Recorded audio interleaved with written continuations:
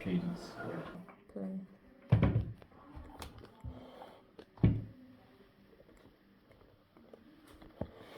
Okay. Before the year finishes, I wanted to at least finish a few great listeners. Okay.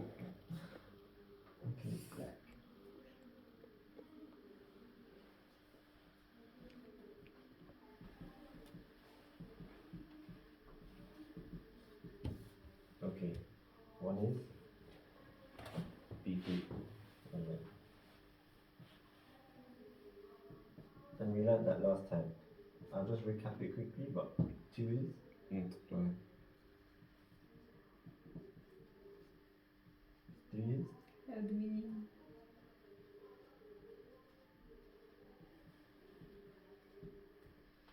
okay. And divide it into 1. Okay. What do you remember from last time? What's the difference between perfection and maturation?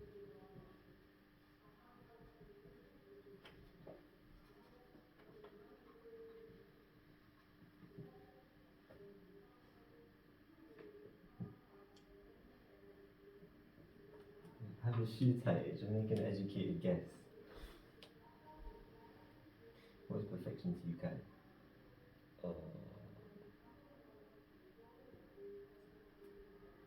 It's reaching those 3 great blessings. Okay. What is maturation? Becoming more selfless. Okay, sure. So, perfection, so all of these 3 great blessings, right? They're not miracles. So they won't just happen to you in an instant like this. You have to earn them.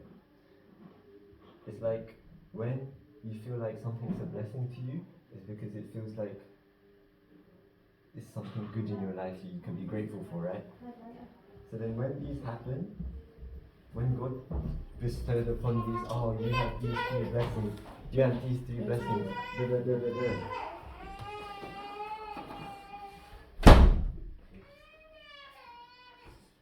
He didn't think, it's not like Adam and Eve had them instantly. He was waiting for them to be grateful for them, or at least earn a relationship with them, and to then experience them and then be grateful for it. So these are not miracles, they happen with effort. Now be fruitful, we need to pick out the difference, because if you don't know the difference, then you always strive for perfection, but feel like you're never going to reach there. Perfection is a goal, and maturation is the process. And the first blessing is to be fruitful. Now the other thing is, these are not goals in themselves, they're like checkpoints, right? So if you think they're goals, then you limit yourself. If you think they're checkpoints, then at least you'll keep on striving to go to something infinitely good. Okay, so perfection is the goal to be like God.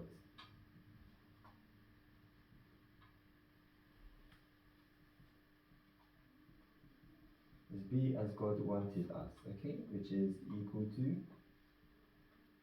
finding our original, or finding our original value, or being as what God originally intended us for us to be. Maturation is the process that takes us there, and that's the first blessing, to be fruitful. How do we go from there to there? Is what we often say, mind body unity. Okay? But what is the point? Before we continue, what's the point of these 3 blessings? Oh, this is now diving into something that's not actually in the DP, so we have to be careful. When God wanted us, when God created us, what was his goal for us? To be able to share love. Yeah? What else?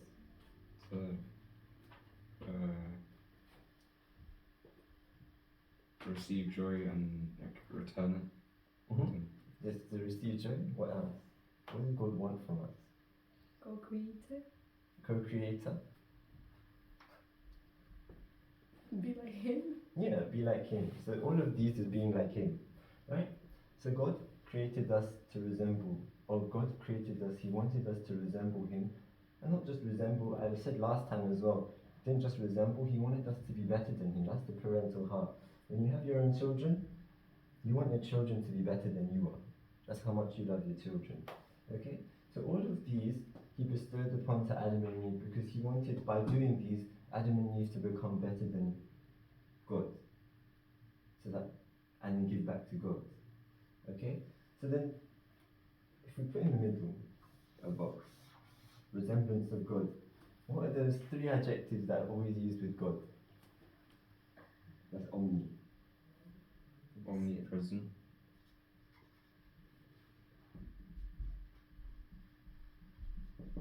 Omniscient.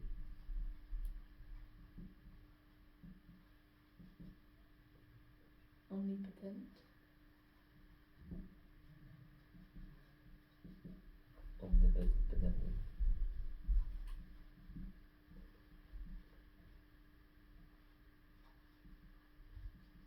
Okay? So in the end, God wants us to be like this, which sounds weird, right? So let's start. Blessing 1. Blessing 1, our goal is that, but our process of maturation is that when you reach that, when you reach mind-body unity, now you need to establish something, which was the three privileges.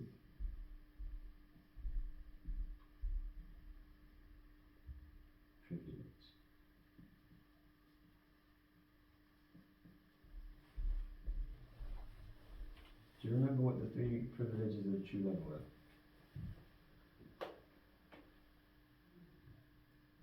When you practice true love between you and another person, you unite so well that you earn three things. You have three rights or three privileges. Okay? And the first one is right of equal position. So you can stand on the equal plane. That's why when okay, it's relevant now with the new content, but even now, even just in general life, True Father says if the husband is CEO of a company and the wife came from a farmer's background, if they love each other with true love and unite, then his wife is as important or of equal position to that CEO of that company. She becomes as important as him to stand like the co-CEO of that company. She has a right of equal position. What else do you earn a right of? Inheritance. Yeah. So if you love each other with true love and unite, then everything that's yours is also theirs. Everything that's theirs is also yours. Okay? And then what's the last one? Right of, like, Lord, no, like dominion, like right of having things. Right? Right of participation. So everything that so if you and that other half is completely united, everything that you do, I'm allowed to do with you. Okay? So then, for example, even though True Father is the one who established HSAUWC, which is our original name, it was True Father, right, in 1950 something, but then he calls True Mother co-founder, even though she came later. Okay? Because she earned, just with true love, she earned the right of participation, inheritance of that, and equal position in that. Okay? Does this make sense? So then in your mind, you have a spiritual mind and a physical mind. Okay? Physical.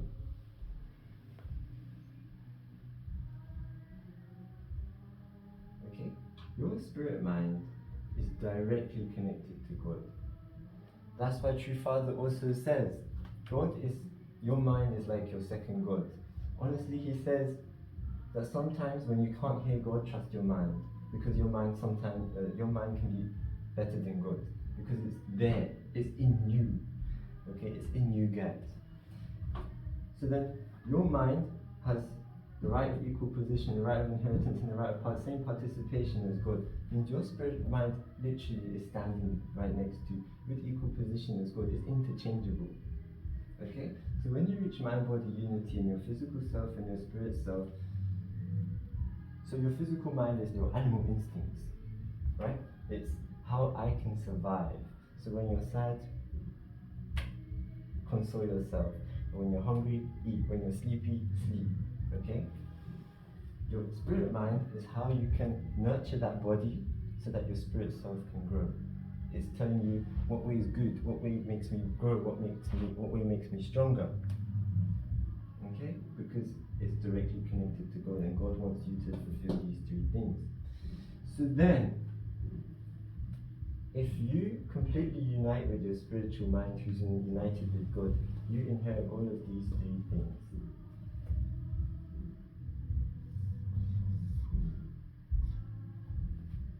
And you like true mother and true father could understand God because they talk to their original mind. You will understand everything they understand. How they can teach the principles so well when they speak. You will understand everything. Okay, so that's step one, being omniscient like God, because you know everything as God knows. Step two. Any questions about step one? Which part did you say that it was a bit tricky because it doesn't say on the DP? Which came from your own? What came from my own was, I don't remember. Okay, There's a rewind. Step two. Was there any problems with step one? No. Step two, multiply.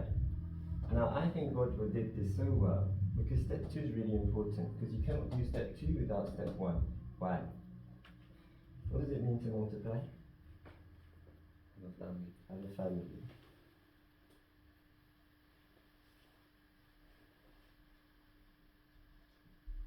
Now when you're omniscient, more than being omniscient, why did God create, have the ability to have a family? What did he want out of that? correct. Love. Yeah, so he wanted love not just to be with one person, he wanted to expand it as wide and far as possible. Okay? He doesn't want love to stay within this one axis or one point. So he said to have a family. And then that's why True Father always emphasizes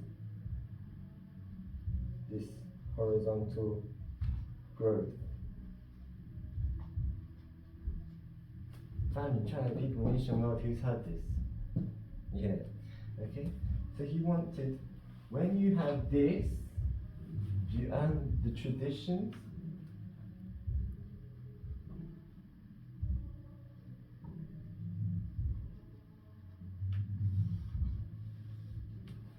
You practice and earn the traditions and culture of God. And when you are ready to then have a family, you teach your children, and then your children can teach other children and their friends, and then your children teach their children's children, so that's your grandchildren. And then your family will grow, but also you have other families growing beside you and they'll teach each other. And then horizontally you can just see God's traditions and cultures will expand across the world, right? So then, God himself, or God's practice and culture, will be omnipresent. In physical space, it will be everywhere. Okay? And if you keep on practicing through generations to generations,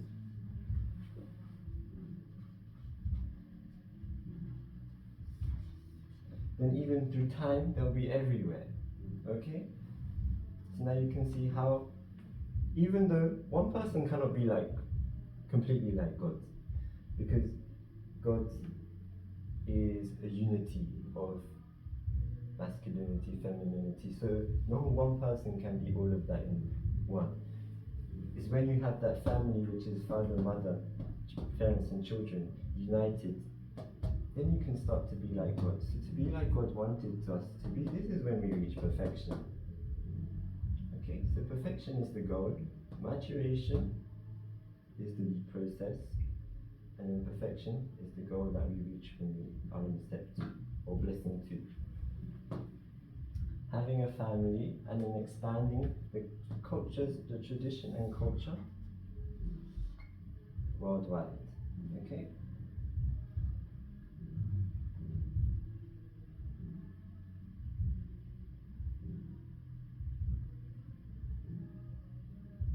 And then those will have generations and generations and generations to come. So then, blessing talk, I mean, you can always talk about the blessing here and how to prepare for stage 2, multiplying, creating a family, preparing for being a couple, that we can leave for the people who specialize in that, like your blessed family department, your high moon, and your everything else. Okay, so I won't talk into that, but it's just saying having a family. Now, this is also, I should get into because it's important. Who knows what 4-position foundation is? Good. Do you not know?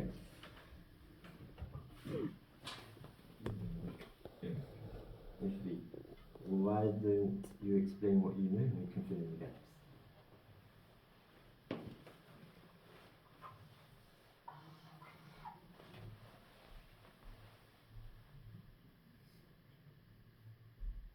What concepts do you know from it? It doesn't have to start from a beginning, just what do you know from it or about it? Not so sure. Not so sure?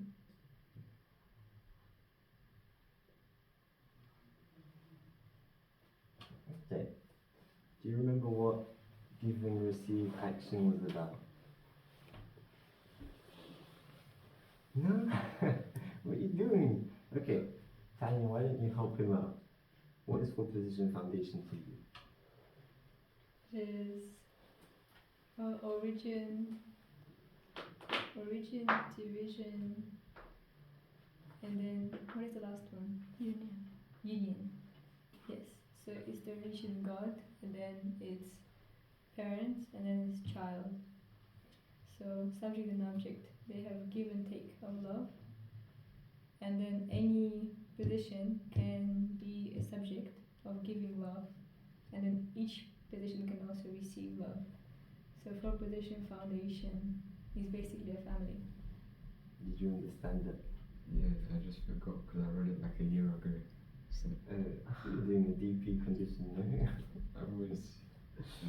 Okay, so yeah, you have to start with a give and receive action. So you remember the give and receive action takes time, is about the subject being a giver, and then you might not have the object give back anything in the beginning, but over time the subject will keep giving and then he'll open up. You have to have a common base, right? It could be something superficial in the beginning, but when it's something deeper and deeper and deeper, for example, something like true love, which is unwavering, then the subject partner continues to give, and in this relationship because it wants to give love. The object partner will realize that and it says, I want to stay in this relationship because the love I receive is so beautiful, I want to give it back. So they want to do the same thing, and then the purposes are aligned. Well, the purpose is true love. The true love is God. Okay, so then they're doing give and receive action or centered on the same purpose. And then if I am like my smartness is 2 and your smartness is 2, if we put our heads together and combine and create an idea, then the total smartness of that idea would be 4. Right? So when the 2 unite, that relationship in itself, that unity, creates something even better.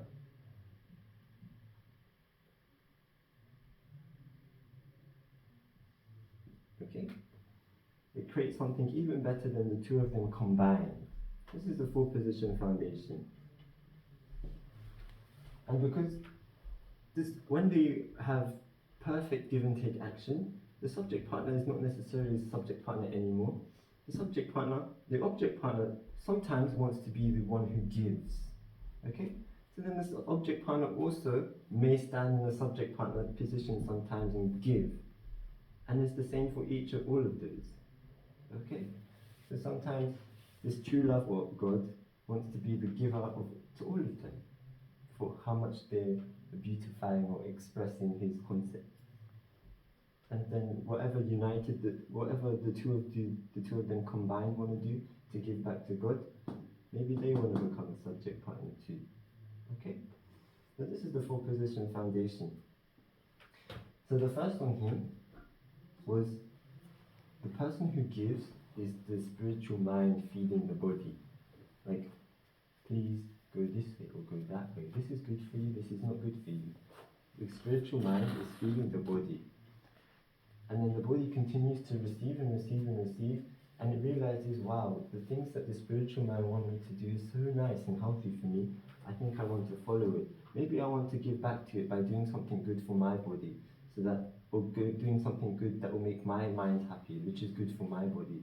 So then your physical body, you yourself and your physical mind will make your physical body do things that are healthy.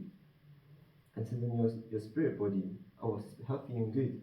So your spiritual self will just feel pleased about that. Okay? And then reciprocal relationship. And then the united two is literally there. Or there. Maturation, which is all-knowing and mature. Okay, next is another full position foundation here. Now, this is also, I'm going to wave off. Because, anyways, I have difficulties with this concept. Okay, let me put true love at the top.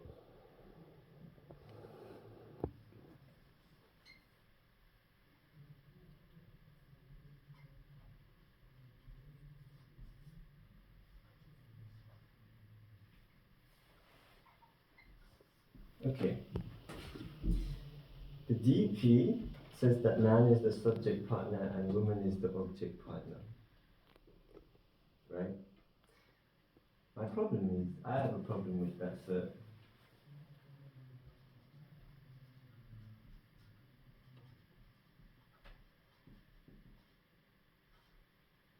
My problem is this. Being a man is not synonymous to being masculine. If I explain this to you, if I said which is bigger? Which is bigger? A cube with a volume of 10 centimeter cube, 10 cubic centimeters, or a square with a surface area of 10 square centimeters. Which is bigger? Cube. Why?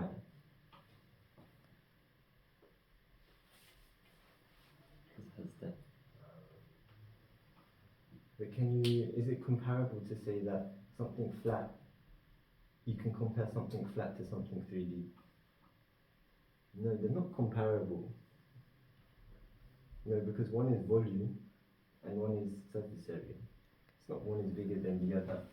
One is 3D and one is 2D. It's the same. Masculine is an inherent quality of the self, and man is just what God looks like on outside. A man or a woman. This is what his external self looks like. Masculine is the character that's within. Okay? That's why I have a problem with this one. So even though I'm just going to say the DP says man is subject and woman is object, but what I feel like is it should have been masculine and feminine, because masculine explains yang and yin. Masculine is a more giving or active, dynamic quality, but then feminine is a more passive quality. So then a man has masculine and feminine character. Like God is a united masculine and feminine, but outside just looks male. Does that make sense? So he looks male, but inside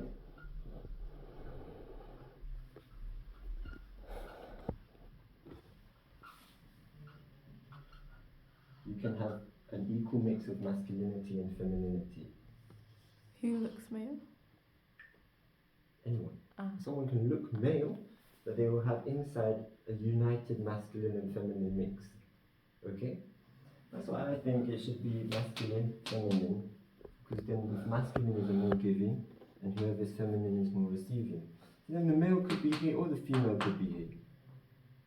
Instead of having like set subject object, could you just say the interchangeable? Or Yeah, does it have to be like set subject, set object? It doesn't have to be, that's the thing. Real life is dynamic. It's just whoever's the more giving person will be the more giving person in that relationship. They become the subject. Okay? But it's not constant. It's not constant. Like today, Yeah. you could give, the other person can Yeah. give next So day. then in a relationship, it could be the man giving the one day and then the woman wants to give the other day. But it might be that you have a lot more lopsided or one side heavy. And so it means that you might have to give more in the beginning, as a man or as a woman. Okay? But the thing is, when you become this and reach your, do you remember what this is? Give and receive action. When you reach your give and receive action, either of them will become subject, can stand as a subject partner because they want to. Okay? Does the second blessing make sense? Mm-hmm. So now we are omniscient and now we are omnipresent because God's culture is everywhere. We need to become omnipotent. And that's when 3 comes into play. What is 3 about? Being the stewards of the earth. So, taking care of the creation around you. Okay? Why did God, what was your answer as to why did God create creation in the beginning? Why did God create everything in the beginning? Physical world, spiritual world, plants, trees, birds and fishes.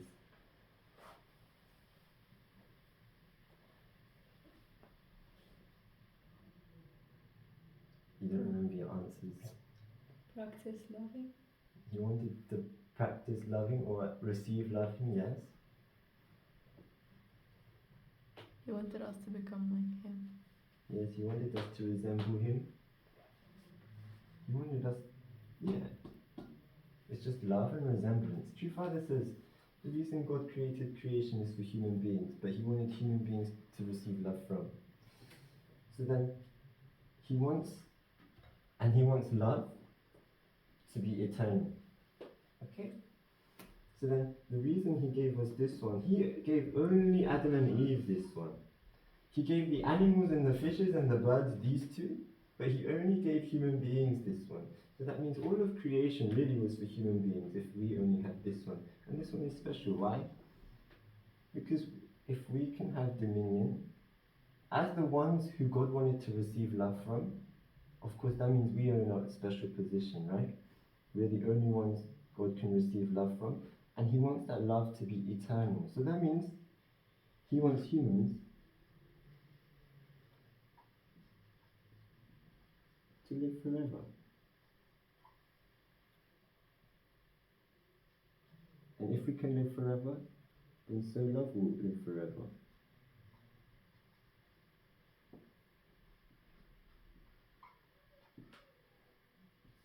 Okay? But in order for love to live forever and humans to live forever, we need to make sure that creation sustains forever.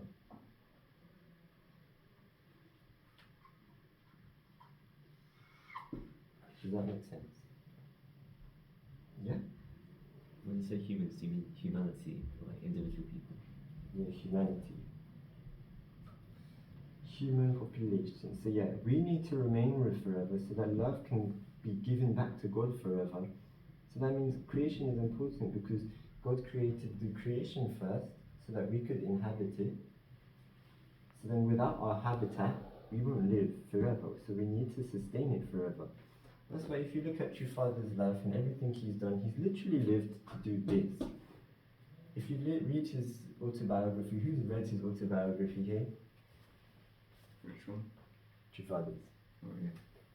If you read his autobiography, there's things he created, like the international scientist thing, international scientist conference, that he wanted people from different parts of the world to share scientific ideas and technology, to throw about their ideas so that we can learn from each other. He wants world peace. That's why he emphasizes so much world peace, because only when we're all facing the same direction and want the same thing can we sustain the world together. And then there are things like the Pantanal in Brazil. He wanted that to be preserved and for us to take care of it. That's why he established a really important holy ground in the Pantanal in Brazil. And then, yeah, True Mother even did the Sunak Peace Prizes, because she wanted to congratulate everyone who's actually working towards being what God wanted us to be, good stewards. Right? So that's why this is important. And then if we put this into the last four position foundation, how can we create that? So based on true love, who's the subject partners? We as stewards should take care of the creation so that we can create an eternally existing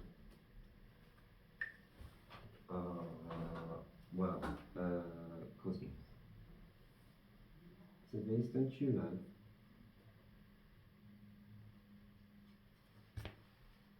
we humans need to give to all creation. Now I'm emphasizing physical creation, right? But creation is physical and spiritual.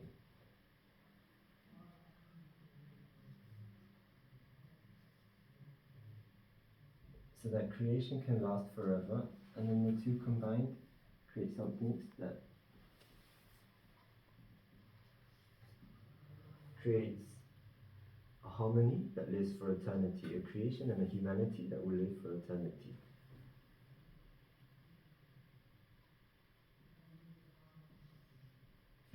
Right?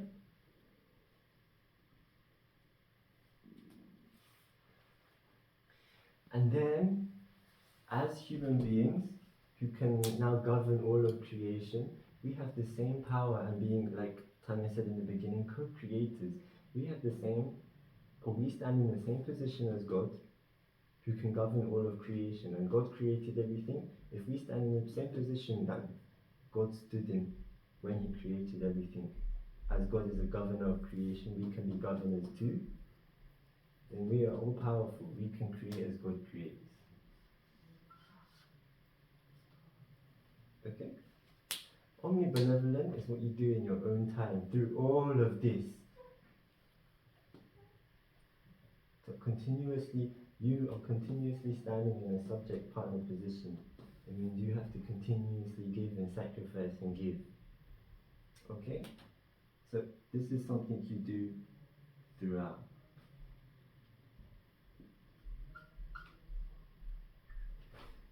And that's the three great blessings in a nutshell. Any questions on that one?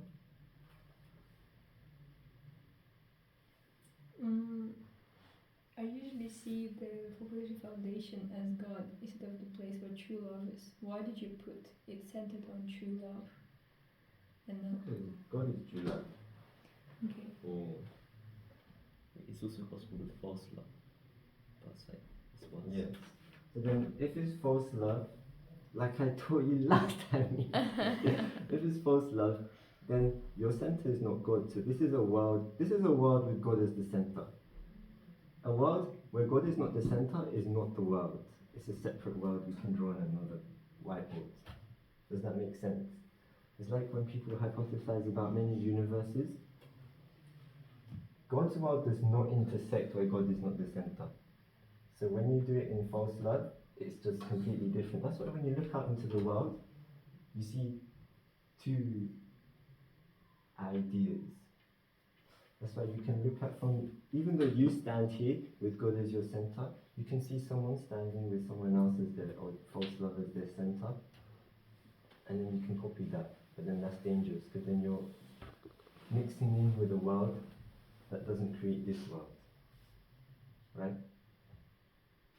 Or is that confusing? So it's a bad world. Give an Yes, example. In some sense, it's a bad word. An example?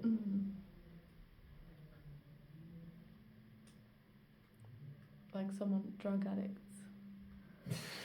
A house of An drug example would addicts. just be like Adam and Eve. Adam and Eve did not center on true love, which is self-giving. They wanted to experiment and did something where it's benefit for the self.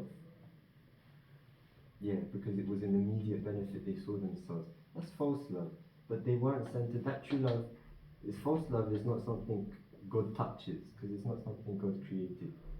The false love made them center on someone else, and then they created a world that God was so sad about, that he wanted to wash away with a flood, but then he regretted it. So then all this time he's been trying to put someone on the earth to try and change it all, right? So yeah, that's that.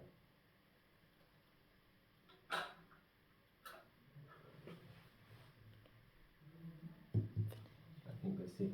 No questions. That's it.